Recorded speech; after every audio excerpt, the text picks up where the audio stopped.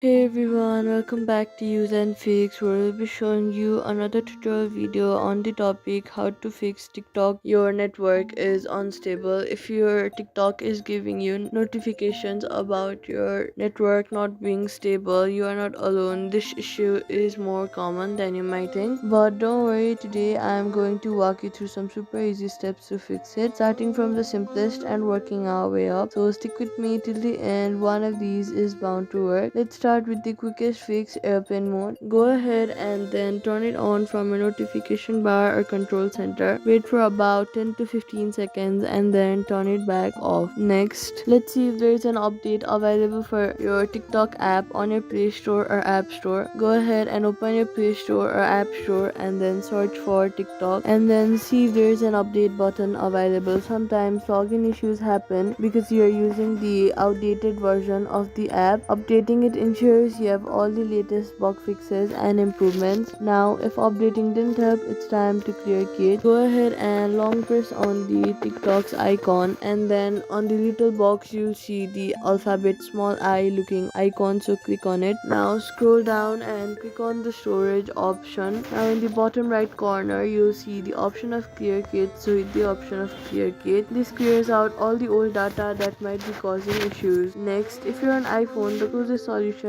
is deleting and reinstalling the app, which we'll get into in a second. And if none of these methods helped you, go ahead and uninstall TikTok from your phone and then reinstall it with all the latest files and bug fixes. In many cases, this is the final fix that solves stubborn login problems. I hope this video helped you get back into your TikTok account. If it did, let me know in the comments. Give this video a thumbs up to help others too. And hey, if you like simple tech fixes like this, consider subscribing for more. Thank you so much for watching, and I'll see you in the next one.